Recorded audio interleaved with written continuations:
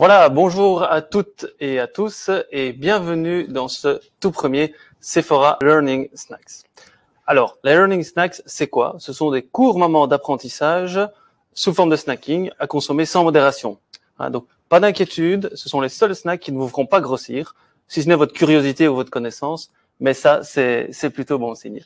Donc, durant ces Learning Snacks, un expert viendra vous partager une expérience, vous présenter un sujet, sur base de points concrets autour de thématiques variées et précises. Alors, si vous souhaitez être tenu au courant de nos activités et des prochaines dates de nos Learning Snacks, vous pouvez cliquer sur le lien qui vous amène vers notre page LinkedIn qui se trouve dans le chat, juste ici à droite. Alors, encore deux petits points techniques avant qu'on rentre dans le vif du sujet. Le premier, il y a un décalage de quelques secondes entre le moment où on vous parle et le moment où vous nous entendez. D'accord? Donc, si vous constatez pendant ce snack ce petit décalage, ne vous inquiétez pas, c'est tout à fait normal. Si vous rencontrez des problèmes techniques, n'hésitez pas également à le signaler dans le chat et nos deux opérateurs se feront un plaisir de vous aider.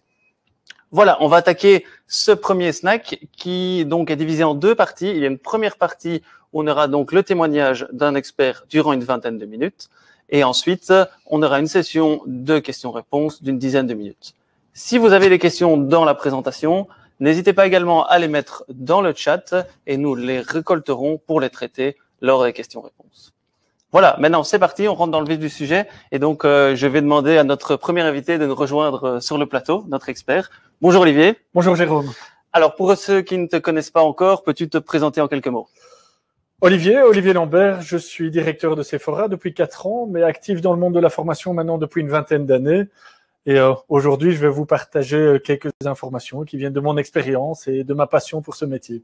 Super. Et soyez rassurés, le studio Corona Proof, il y a un petit plexiglas qui nous sépare. Eh bien, écoute, ravi de t'accueillir et la parole est à toi. Merci Jérôme. Bonjour à toutes et tous. Un moment d'apprentissage sur la formation. En quelque sorte, c'est un moment méta. La formation, c'est un sujet dont on entend beaucoup parler depuis longtemps, mais particulièrement dans cette crise. Alors, inutile de le rappeler, ça fait la une de tous les journaux. Nous vivons une crise assez exceptionnelle dans son ampleur et dans son impact. Le monde qui sortira après cette crise sera certainement différent de celui que nous avons connu avant. L'impact économique de cette crise est également énorme. Un impact sur l'emploi. Pour le moment, il y a toujours le système du chômage économique qui est en place, le moratoire sur les faillites.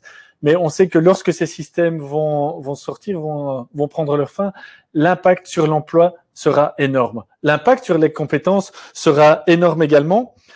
Et c'est pour ça que on parle depuis longtemps de l'importance de la formation, justement, pour sortir de cette crise et de la formation comme un levier de relance pour l'entreprise. Alors, le monde d'après, on ne sait pas encore ce qu'il sera vraiment, mais on sait que beaucoup de choses auront changé. Déjà, aujourd'hui, on constate pas mal de modifications. Le télétravail, on est une première, est une réalité au quotidien. Ce fameux monde du 1,50 m et du masque et de tous les gestes barrières qui changent complètement les rapports sociaux. La place que le digital a prise simplement avec le télétravail, mais dans tous nos échanges également. Il y a des questions liées au bien-être des collaborateurs également qui sont très importantes aujourd'hui et qui nécessitent de revoir les modes de travail. Tout cela fait que aujourd'hui, plus que jamais, pour s'adapter dans ce monde en profonde mutation, la formation est fondamentale. Se former, c'est s'adapter. Et pour s'adapter, on n'a pas le choix, il faut se former. Alors ce que je vous propose aujourd'hui, c'est de partager avec vous 5 enjeux, 5 éléments, points d'attention dont il faut tenir compte si on veut envisager une politique de formation et faire en sorte qu'elle soit efficace. Alors, petit teasing, petit moment pour bien vous garder, restez bien jusqu'à la fin de cette présentation. À la fin de la présentation, vous aurez l'occasion de télécharger un document qui reprend ces 5 enjeux, document que vous pourrez utiliser par la suite. Pour commencer ces 5 enjeux, l'idée est vraiment de pouvoir élaborer une stratégie de formation. Avoir une stratégie de formation, ça va vous permettre d'assurer le succès de vos formations. La formation, c'est du temps. La formation, c'est de l'argent, c'est de l'énergie investie. Et on va voir ici comment on peut faire en sorte, en tenant compte de ces 5 enjeux, d'assurer le succès de sa politique de formation. J'ai utilisé le terme stratégie déjà plusieurs fois, et ça va être le premier enjeu dont je vais parler aujourd'hui, c'est d'apporter une dimension stratégique à la formation, à la politique de formation dans votre entreprise. Et apporter une dimension stratégique, ça veut dire également l'intégrer dans la stratégie de votre entreprise. Alors, bien entendu, ça veut dire que vous devez avoir une stratégie, mais je pars du principe que vous en avez une. Et une stratégie de sortie de crise également. Posez-vous la question, et vous y avez peut-être certainement déjà des éléments de réponse. Quelle est votre stratégie de sortie de crise? Il peut y avoir plusieurs moyens. Ça peut être une stratégie liée à la vente, à une dynamisation des ventes. Une stratégie liée à l'innovation, à l'adaptation de vos produits, à l'adaptation de vos services, à la transformation digitale de votre entreprise.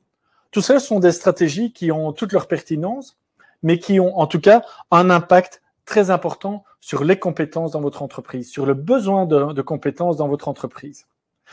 Et donc, ce qui est important, c'est de vraiment apporter une dimension stratégique et de donner toute sa place à la compétence, à la stratégie dans l'entreprise. Définir une stratégie, ça nécessite d'analyser le contexte, l'environnement, de définir des objectifs, de définir également les moyens qui vont être apportés, et puis de mettre en œuvre sa stratégie, de mettre en place le plan d'action stratégique. Vous le faites pour votre entreprise, pour la vie de votre entreprise. On doit avoir la même démarche également pour la politique de formation. Et ici, je vais prendre en tout cas deux types de stratégies que l'on peut avoir dans le domaine des compétences, 2 termes dont vous avez certainement déjà entendu parler. On parle de upskilling et de reskilling. 2 démarches différentes qui peuvent toutes les 2 avoir une place dans votre entreprise. Une démarche de upskilling, l'upskill, c'est faire monter en compétences. Ces réalités nouvelles dans votre entreprise, elles amènent de nouvelles contraintes, elles obligent à adapter sa manière de travailler, à adapter ses compétences, à monter en compétences. On parle de upskilling. On peut également avoir une démarche de reskilling, donc de reformation à de nouvelles compétences. Parce que certaines personnes dans votre entreprise vont devoir changer de métier, changer de fonction, parce que vous avez décidé de changer de produit, de stratégie. Et donc, il faut apprendre une nouvelle manière de travailler. On va être donc là dans un reskilling. Posez-vous donc la question, quelle est la place des compétences dans votre stratégie? Allez-vous opter pour une stratégie de upskill, de reskill, d'un mix entre les deux? Et comment allez-vous définir les objectifs, les moyens et le plan d'action attribués à la formation? Voilà le premier enjeu qui est donc d'apporter une dimension stratégique à la formation. Pour aborder le deuxième enjeu, je vais démarrer par une question et Jérôme va me rejoindre pour modérer la question.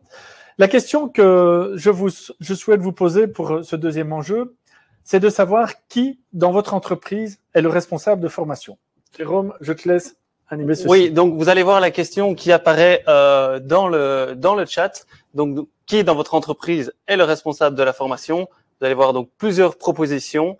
Donc, le HR manager, le Learning and Development manager, le patron, votre responsable direct, le directeur administratif, autre ou même personne. Donc voilà, n'hésitez pas à faire le choix. On voit les premières réponses qui apparaissent ici. Alors, il n'y a pas de bonne et de mauvaise réponse. Hein. Vous ne serez pas privé de dessert en fonction de votre réponse. Donc voilà, c'est vraiment un témoignage. Et donc voilà, prenez quelques secondes pour répondre au chat à la question. On voit ici, pour l'instant, le HR manager et le L&D manager sont fort plébiscités, avec le patron également. Et c'est là qu'on se rappelle qu'il y a un décalage entre le moment où on parle et le moment où vous nous entendez. Donc, on va devoir attendre quelques instants et vous allez avoir l'impression qu'il y a un blanc pendant quelques instants. Ou alors peut-être que je meuble pendant ce temps-là et on va arrêter l'enquête ici. Alors, tu as de meilleurs yeux que moi pour voir les résultats. Oui, donc au niveau des résultats, on peut voir à égalité arrive le HR manager et le L&D manager, suit pour la médaille de bronze le patron et ensuite on a le directeur administratif et responsable direct ou même autre. Olivier, peut-être un commentaire sur ces résultats avant de poursuivre? Bien sûr, un commentaire. Jérôme vient de dire qu'il n'y avait pas de bonne ou mauvaise réponse. Et en fait, c'est un petit peu comme l'école des fans. Tout le monde a gagné. Tout le monde est responsable. Et c'est bien le message que je veux faire passer ici. c'est de dire que la formation, le développement de compétences dans l'entreprise est bien l'affaire de tous. Je reprends ceux qui étaient cités dans les exemples, dans l'enquête. C'est l'affaire du HR manager, bien entendu, qui va porter la stratégie de ressources humaines, porter la stratégie de compétences. C'est l'affaire du responsable de formation, qui est également en charge de la mise en place de tous les programmes de formation dans l'entreprise. C'est l'affaire du patron, du chef d'entreprise. Si lui n'a pas compris, si vous êtes chef d'entreprise et que vous n'avez pas compris l'importance d'une stratégie de compétences dans votre entreprise, vous pourrez éventuellement faire face à de grandes difficultés. Donc, c'est aussi votre affaire. C'est l'affaire du manager direct, du N+1. Dans les entretiens d'évaluation, par exemple, il peut aborder la question des compétences. C'est lui également qui va pouvoir avoir un diagnostic sur les besoins de compétences. C'est votre affaire à vous, en tant qu'individu, en tant que collaborateur ou responsable. Vous êtes responsable de votre propre développement également.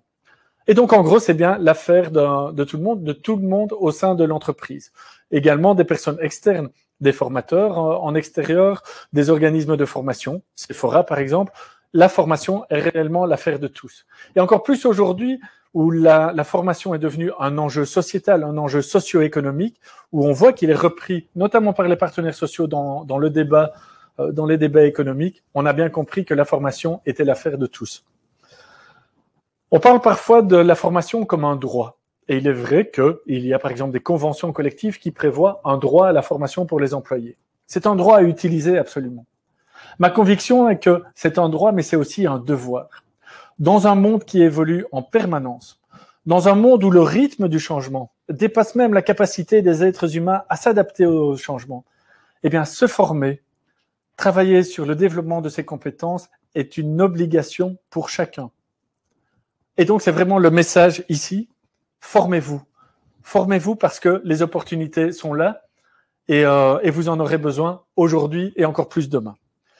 Et je dis aujourd'hui, il y a un moment, c'est vraiment le moment de le faire. Nous sommes à un moment particulier ici dans cette crise où on commence à voir cette fameuse lumière au bout du tunnel, où on nous parle des campagnes de vaccination, de la sortie de l'hiver. Il y a vraiment un momentum aujourd'hui qui fait que la formation est au cœur du débat et c'est maintenant qu'elle doit être abordée. J'ai beaucoup parlé de formation depuis le début de cette présentation. La formation, néanmoins, n'est pas toujours la seule réponse à apporter, la seule solution aux besoins de développement de compétences.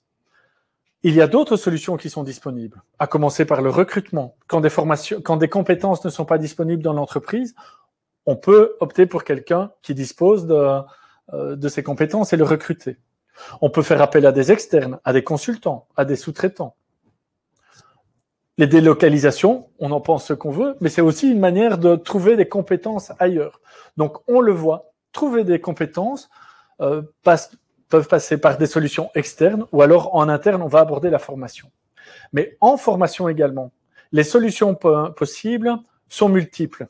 On peut avoir une vision assez classique de la formation d'une journée présentielle dans un local avec un formateur, une table en U, une douzaine de participants, une présentation des participants, on fait des travaux de groupe, une mise en commun. C'est une image plutôt classique de la formation qui a toute sa raison d'être.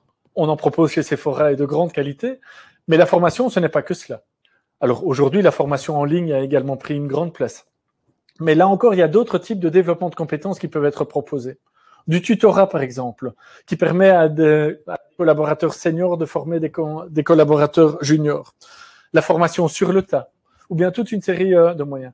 Tout dépend de vos moyens, de vos objectifs. Et donc, retenez qu'il n'y a pas une seule solution, mais qu'il faut vraiment envisager toutes les solutions possibles mises à votre disposition. Et les seules barrières à ce moment-là sont votre créativité et votre imagination pour mettre en place ces solutions. Comme quatrième enjeu, point d'attention, je voudrais vous inviter à avoir vraiment un focus sur l'essentiel. L'essentiel, c'est quoi? C'est vos besoins stratégiques au sein de l'entreprise. Alors, on en a parlé de la stratégie. Vous définissez des objectifs, vous définissez des priorités, vous définissez les moyens. Et par définition, ces moyens sont toujours limités. Donc, vous devez bien vous concentrer sur l'essentiel. Et c'est là qu'il est important de retenir que former, c'est créer de la valeur économique, de la valeur économique individuelle et collective. La valeur économique collective, ben, c'est celle qui va renforcer l'efficacité de l'entreprise, qui va permettre de développer de nouveaux marchés. La valeur économique individuelle, c'est au niveau de la personne, son employabilité, son efficacité personnelle également. La valeur collective n'a de sens que si elle se fait en même temps que la création de valeur individuelle. Et inversement, il n'a de sens de créer de la valeur individuelle que si cela répond également à un enjeu collectif. Je peux prendre un exemple très simple qui parlera, même s'il est peut-être éloigné de la réalité. Une personne peut avoir envie de se former à la langue italienne, parce que chaque année, il part en vacances en Italie, et parce qu'il en a envie, parce qu'il aime ça. C'est un objectif tout à fait louable. Mais c'est un objectif, s'il est individuel, qui peut-être ne répond pas aux enjeux de l'entreprise. Et dans ce cas-là, on peut comprendre que l'entreprise n'investisse pas dans cette formation individuelle. Et donc, le focus sur l'essentiel, c'est de trouver ce point d'équilibre entre les besoins collectifs et les besoins individuels. Et imposer pour une entreprise, imposer un développement de compétences sans donner du sens aux nouvelles compétences qui vont être développées pour les individus, irait également à l'échec. Donc, retenez également ce quatrième point, ce quatrième enjeu, un focus sur l'essentiel par la création de valeur. Alors pour cela, par la suite, l'offre de solutions, et je le disais tout à l'heure, est vaste. Vous retrouverez déjà simplement dans le catalogue de formation Sephora toute une série de réponses et qui peuvent apporter des réponses à vos besoins essentiels. Ce qui est important également, c'est de pouvoir le traduire cet essentiel et cette stratégie basée sur l'essentiel dans votre plan de formation. Je reviendrai un petit peu plus tard dans cette présentation sur le plan de formation et pour voir comment il peut en effet être un enjeu stratégique dans votre entreprise. Le dernier enjeu dont je veux vous parler aujourd'hui, c'est la mesure de l'impact. Alors, en formation, si vous êtes un professionnel de formation ou même si vous ne l'êtes pas, il y a un concept dont on parle souvent, c'est le transfert. Le transfert des apprentissages, c'est-à-dire la capacité à transférer ce que l'on a appris en formation dans le lieu de travail. On peut retenir beaucoup de choses d'une formation, mais elle doit vraiment se traduire en changement de comportement dans son quotidien, dans ses pratiques quotidiennes. Idéalement, elle doit également se traduire dans une amélioration de l'efficacité de l'entreprise. Si on forme des vendeurs, par exemple, eh bien, on s'attend à ce qu'ils vendent plus. Si on forme à l'efficacité, on s'attend qu'il y ait effectivement un retour d'efficacité, de productivité. Pour bien évaluer ce transfert et donc cet impact de la formation, il est indispensable de bien connaître les objectifs et ensuite de bien connaître les indicateurs. En formation, il y a différents types d'évaluations que l'on peut faire. Il y a une évaluation très utile de la satisfaction des participants, des apprentissages. Mais je vous invite également à réfléchir à des moyens qui vont vraiment vous permettre d'évaluer en profondeur l'impact que les formations auront eu dans votre entreprise. Un exemple très précis et un exemple réel. Dans une entreprise, il y avait 2 équipes de vente. Une équipe a été formée à de nouvelles techniques de vente et l'autre ne l'a pas été, en tout cas pas immédiatement. Ce qui a permis, après un certain temps, de voir effectivement l'efficacité des nouvelles techniques de vente enseignées pour voir si elles avaient un retour et de pouvoir éventuellement adapter cela. Eh bien, ça, c'est un moyen de mesurer l'impact que peut avoir la formation, de l'adapter et de faire en sorte qu'elle soit bien efficace.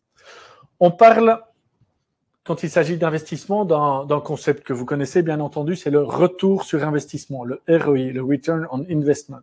En formation, on le dit parfois avec un clin d'œil, c'est le ROTI, c'est le Return on Training Investment. C'est très difficile à mesurer réellement ce retour sur l'investissement en formation. Parce que dans un développement de compétences, le résultat attendu ne dépend pas que de la formation. Il peut y avoir d'autres facteurs qui vont y contribuer. Pour ça qu'on va parler également de Return on Expectations, le retour sur les attentes. Définissez clairement ce que vous attendez d'une formation. Définissez-le en équipe. J'ai parlé tout à l'heure de la responsabilité partagée. Le manager avec son collaborateur, avec les ressources humaines, avec le formateur également. Définissez bien les attentes et voyez comment vous allez pouvoir le mesurer après la formation, après une certaine période, peut-être 3 mois, 6 mois.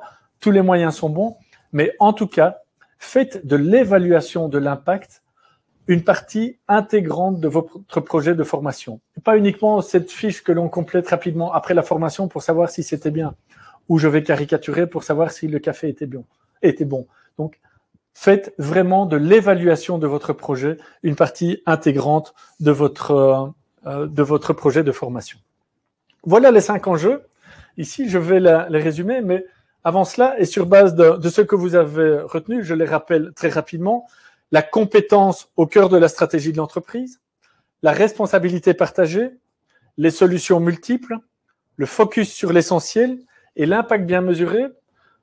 J'ai envie de vous poser une question, ou plutôt c'est Jérôme qui va vous la poser. Oui, donc même principe qu'il y a quelques minutes, vous voyez apparaître dans le chat une question. Donc, les 5 éléments que Olivier vient de vous présenter sur ces 5 enjeux, lesquels vous allez pouvoir agir en priorité selon vous. Donc, demain, au sein de votre environnement professionnel, de votre entreprise, quel est l'enjeu sur lequel vous allez pouvoir agir en priorité?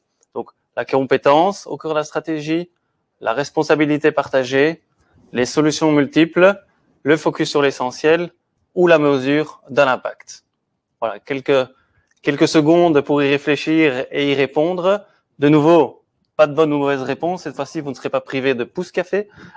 Donc voilà, un partage simplement d'expérience là-dessus. Et toi, qui es aussi un professionnel de la formation? Moi, je pense que la responsabilité partagée est intéressante et la mesure de l'impact aussi. Et petite réflexion là-dessus aussi, voir avant de vous lancer dans une formation, qu'est-ce que vous voulez mesurer? Ça vous permettra de bien savoir si elle a de l'impact aussi et si la formation est la bonne réponse aussi à l'impact que vous voulez avoir sur votre équipe. Donc, des fois, on fonctionne à l'inverse, mais réfléchir d'abord à ce que ça doit apporter et puis quelle est la meilleure solution dans les solutions multiples qui s'offrent à vous. Donc, l'étude de l'impact est intéressante. Il y en avait une question aussi j'ai vu dans le chat de François à ce propos-là, sur la mesure de l'impact avant que tu abordes ce point-là. Donc, j'imagine qu'il a eu certains éléments de réponse aussi là-dedans.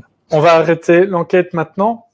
Oui, et donc on voit que la compétence au cœur de la stratégie est l'enjeu le plus plébiscité, suivi par la responsabilité partagée et le focus sur l'essentiel, et enfin complète la mesure de l'impact et puis les solutions multiples.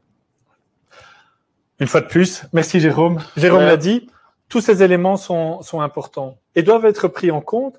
Maintenant, en effet, il faut faire des choix. Il faut bien commencer par un début. Et ces 5 enjeux vont vous permettre justement de réfléchir à cette stratégie de formation. Une manière de traduire la stratégie de formation, j'en ai parlé tout à l'heure, c'est de mettre cela dans un plan de formation. Un plan de formation, il prend la forme que vous voulez. Un plan de formation, c'est d'abord une réflexion que vous avez et utilisez ces 5 enjeux, ces 5 points d'attention pour réfléchir à votre stratégie de formation. Comment allez-vous donner une dimension stratégique? Quelle va être votre approche? Quels vont être vos choix, vos priorités, etc. Ça, c'est déjà un plan de formation. C'est une stratégie. Cette démarche stratégie, elle est attendue dans beaucoup de fonctions. Maintenant, le plan de formation, c'est également un acte administratif qui est permis et qui est notamment prévu dans beaucoup de secteurs économiques par les partenaires sociaux. Sephora, vous le savez très certainement, est l'organisme de formation de la commission paritaire 200. Les partenaires sociaux, dans leurs accords, ont également prévu la possibilité pour les entreprises d'enregistrer un plan de formation. Enregistrer un plan de formation, ça se fait, vous le voyez sur l'écran, simplement, toutes les informations sont disponibles sur le site sephora.be et sur le site du fonds sectoriel, sfond200.be. Enregistrer un plan de formation, c'est reprendre un certain nombre d'informations sur vos priorités de formation. C'est un acte administratif très simple et qui en plus vous donne certains avantages. Par exemple, quand vous avez enregistré un plan de formation, vous pouvez bénéficier chez Sephora de primes à la formation pour les formations que vous suivez dans d'autres organismes. Vous pouvez également organiser des formations in company, donc dans votre entreprise directement, si vous pouvez constituer des groupes de plus de 8 personnes. Si vous êtes chef d'entreprise et que votre entreprise a déposé un plan de formation, vous avez également la possibilité de suivre les formations de Sephora. Donc le plan de formation, c'est un acte administratif qui vous donne des avantages, mais c'est surtout une opportunité de vraiment bien réfléchir à votre politique stratégique de formation. Je vous invite donc vraiment à faire en sorte que ce plan soit enregistré dans votre entreprise. Ça se fait très rapidement. Ça peut se faire je ne vais pas dire en quelques minutes, en quelques dizaines de minutes, mais c'est surtout un guide également pour vous aider dans cette réflexion. Oui. Mais, pardon, Olivier, je te laisse terminer. Non, et donc si vous souhaitez être accompagné ou qu'on vous recontacte pour l'élaboration de ce plan de formation, de nouveau, dans le chat, vous allez avoir un petit pop-up qui apparaît et donc vous pouvez cliquer pour remplir un formulaire très simple qui vous permettra après d'être accompagné dans l'élaboration de ce plan de formation. Nous avons donc en effet un service Customer Success. Donc, on est là pour le succès de nos clients, toutes les entreprises et les employés de la Commission paritaire 200. On est là pour vraiment aider les entreprises à faire en sorte de donner cette dimension stratégique indispensable à la formation. Sephora est là également, bien entendu, avec son offre de formation. Pousse-toi un petit peu, t'es devant l'écran. Je fais place à la formation. Voilà. N'hésitez pas à aller sur notre site, sephora.be. Vous y retrouvez toute notre offre de formation. Pour le moment, elle est essentiellement, exclusivement digitale. Nous attendons avec impatience ce moment où on va pouvoir reprendre également nos formations présentielles, qui est vraiment bien l'ADN, le cœur de l'activité de Sephora, en parallèle avec une activité digitale où on a beaucoup appris également et où on va le poursuivre. Donc, visitez notre site et voyez toutes les possibilités qui s'offrent à vous. Je vous rappelle que si vous êtes une entreprise ou un employé de la Commission paritaire 200, tous nos services vous sont accessibles gratuitement. Pas tout à fait gratuitement. En fait, vous avez déjà payé. Tous nos services sont préfinancés par vos contributions à la commission au fonds social de la Commission paritaire 200. Donc, vous êtes les bienvenus sur votre site également. Sur notre site, pardon, également. Et je reviens pour pas que tu oublies le cadeau qu'on avait pour nos participants également. Il est là, mais une fois de plus, tu es encore devant l'écran. Je vous avais promis en début de présentation que vous pourriez, à la fin de cette présentation, télécharger un document. Là encore, je pense qu'il y a un bouton qui s'affiche à côté. Un petit PDF reprenant simplement les 5 enjeux, les 5 points d'intention que je vous ai présentés aujourd'hui et que vous pouvez déjà compléter avec vos propres réflexions, avec ce que vous pouvez faire. Petit truc, petite astuce, imprimez ce document, complétez-le et n'hésitez pas à le punaiser au mur de votre bureau, à garder cela en tête pour vraiment mettre la formation à votre agenda dès maintenant et dans les prochaines semaines. Voilà. On avait promis une présentation de 20 minutes. Je ne sais pas si je me suis vraiment tenu presque on est presque dans les temps. Donc, merci Olivier pour ce témoignage. Donc, maintenant, petit temps de questions-réponses. Je regarde dans le chat s'il y a des questions. Alors, donc on avait une question donc de François. Donc, comment mesurer la création de valeur et son impact sur la performance? Il y a des éléments qui ont été donnés. Et peut-être joindre, parce que c'est toujours François qui pose la deuxième question. C'est comment les deux équipes de vente ont-elles été constituées pour ton exemple que tu citais? Alors, je ne vais pas rentrer dans cet exemple-là. C'était surtout illustratif. Là encore, ça dépend de la réalité de l'entreprise. Mais tout comme on l'a fait pour les vaccins, vous savez que dans les phases de test des vaccins, avec les différentes phases, on fait des groupes tests, etc. C'est un moyen que j'ai donné ici de faire des groupes tests dans l'entreprise. Alors, bien entendu, ça nécessite une certaine taille dans l'entreprise pour essayer d'isoler, d'identifier les critères les indicateurs sur lesquels on peut travailler, que l'on peut mesurer. Donc ça dépend vraiment du contexte de l'entreprise. J'ai dit que la formation était de la création de valeur. Là encore, la valeur, c'est vous qui définissez ce qu'est cette valeur qui doit être créée. Elle peut être de la valeur économique, elle peut être de l'augmentation de chiffre d'affaires, elle peut être de la productivité, elle peut être du bien-être pour les collaborateurs, elle peut se voir également dans l'utilisation des outils digitaux. Vous définissez ce qu'est cette valeur à créer, vous définissez également les indicateurs qui vont permettre de la mesurer, et puis vous essayez d'imaginer les moyens qui vont permettre de le mesurer. Alors, on a une question également sur quels conseils pour les consultants indépendants qui veulent développer leur offre de services dans l'information, en particulier dans les nouveaux domaines du numérique. Bonne question. Je vois tout de suite 2 éléments à apporter. Si vous êtes conseiller en formation, téléchargez le document dont on a parlé tout à l'heure et prenez-le comme un guide d'entretien avec vos clients. Prenez-le également comme un guide pour vous, pour repenser votre stratégie. Quelle va être votre approche stratégique? Les formations que vous apportez, comment vont-elles contribuer à la stratégie des entreprises? Sur les solutions multiples, comment faire en sorte de pouvoir diversifier votre offre de formation? C'est essentiel sur lequel vous allez travailler. Donc là encore, je pense que ces 5 enjeux, ces 5 points d'intention, ils sont valables que vous soyez consultant, formateur, organisme de formation, collaborateur dans quelques services, collaborateur aux ressources humaines, à la formation, chef d'entreprise. Donc voilà, nous n'avons pas la prétention de dire que tout passe par là, mais c'est notre expérience chez Sephora qui nous a permis de retenir ces 5 points d'attention. Ça, c'est une première chose. Deuxièmement, le métier de formateur est un métier magnifique qui a plus évolué ces 12 derniers mois que dans certainement les 20 ou 30 dernières années par la crise que nous avons connue. Nous avons une conviction également, et très certainement partagée ici avec mon collègue Jérôme, c'est que la formation va migrer ou a migré des contenus de formation pour aller davantage se concentrer sur les processus d'apprentissage.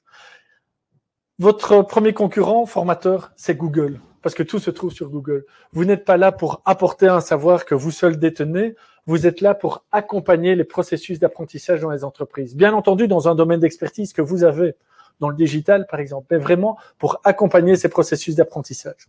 Et quand vous avez cette démarche en tête, le fait que vous êtes des accompagnateurs de processus d'apprentissage et non plus des transmetteurs de contenu, eh bien, vous avez déjà fait une partie du chemin sur l'adaptation de votre métier. Ok, merci Olivier. Est-ce que je regarde s'il y a encore des questions dans le chat? Donc il y aura bien un replay aussi pour ceux qui auraient loupé le début. Je rassure aussi, il y aura un replay qui sera disponible. Ok, ben je vois on est just on time, donc dans les temps. Donc je te laisse évidemment le mot de la fin, Olivier, et la conclusion. Merci pour la conclusion. Tu vas encore devoir te retirer parce que tu es devant l'écran, Jérôme. Je veux simplement terminer avec notre signature. Apprendre et grandir ensemble. Elle est également dans les 2 langues parce que Sephora est actif sur tout le territoire national. Former, c'est apprendre et on a vu à quel point apprendre est indispensable pour s'adapter dans ce nouveau monde. Et le but de la formation, c'est bien de grandir, de sortir grandi de cette crise. On sait qu'elle va avoir des conséquences énormes, très certainement négatives. Pas sur tous les secteurs, mais il y a des secteurs qui souffrent beaucoup. Il y a des personnes qui vont perdre leur emploi, qui vont devoir se réorienter professionnellement également. Et donc, faire en sorte de sortir grandi de cette crise, c'est bien l'objectif de la formation. Et le dernier élément de notre signature, c'est ensemble. Sephora, c'est l'organisme de formation de la commission paritaire 200, 55 000 entreprises, presque 500 000 employés, qui contribuent à nos moyens pour faire en sorte que tous nos services soient accessibles à la plus petite des entreprises comme à la plus grande des entreprises au sein de cette commission paritaire 200. Nos services sont là pour que vous les utilisiez et nous n'attendons que cela. Utilisez-nous et pour ça, sephora.be et vous aurez toutes les informations. Il y aura bientôt d'autres Learning Snacks en français, en néerlandais et tout cela, vous le retrouverez bien entendu sur notre site. Merci beaucoup pour votre attention. Merci Jérôme pour la préparation de tout ceci. Merci à toi et merci à toute l'équipe aussi qui a mis en place ce premier Learning Snacks en interne chez Sephora. Et surtout, le message de la fin, c'est soyez curieux. Et la première curiosité, c'est de cliquer sur le petit lien qui apparaît dans le chat également et qui vous permet de répondre à quelques questions parce que nous aussi, on est curieux de savoir ce que vous avez pensé de ce snack et de vous faire découvrir la suite des snacks. Merci à tout le monde. Et merci à tous mes collègues également et à vous tous, bien sûr, également. Salut. Bon après-midi.